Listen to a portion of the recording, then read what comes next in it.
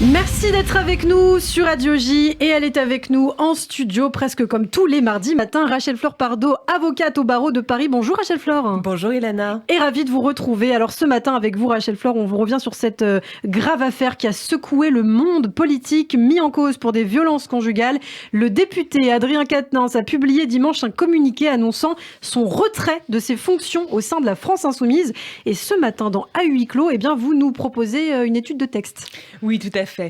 En fait, des disputes, un poignet saisi, une gifle donnée à son épouse, voici les termes utilisés par Adrien Quatennens qui se défend pourtant d'être un homme violent, imputant son geste au contexte d'extrême tension et d'agressivité mutuelle d'une séparation qui lui serait insupportable.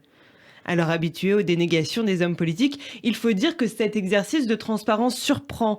Il est nouveau et particulièrement marquant, tant les mots choisis, les faits décrits, rappellent le schéma le plus classique des violences conjugales. C'est après l'été, alors que sa femme lui annonce vouloir divorcer, que les événements qui conduiront plus tard au dépôt d'une main courante ont lieu, et ce n'est pas anodin. C'est souvent la séparation qui conduit l'auteur des violences à la mise en place de divers mécanismes de contrôle, tant physiques que virtuels, pour garder une emprise sur celle qui tente d'exercer sa liberté.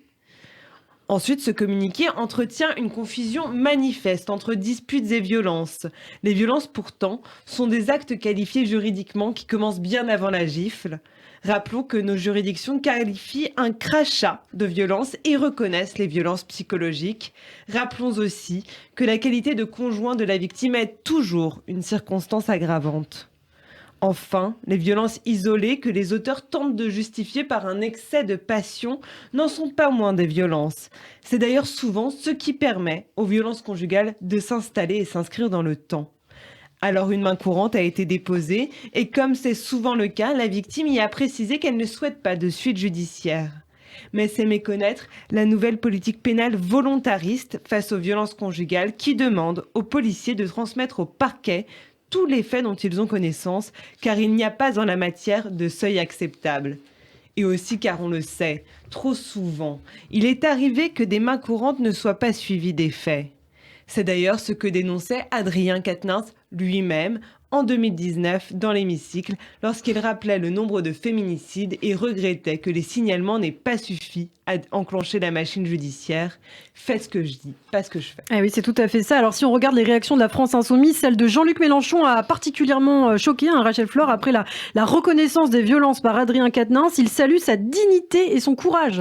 Au lieu d'évoquer la question des violences faites aux femmes, Jean-Luc Mélenchon félicite celui qui reconnaît avoir battu sa femme, pointe la malveillance policière, le voyeurisme médiatique et les réseaux sociaux.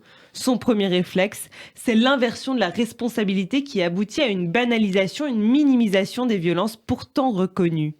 Le problème ne serait finalement pas les faits de violence, mais leur révélation.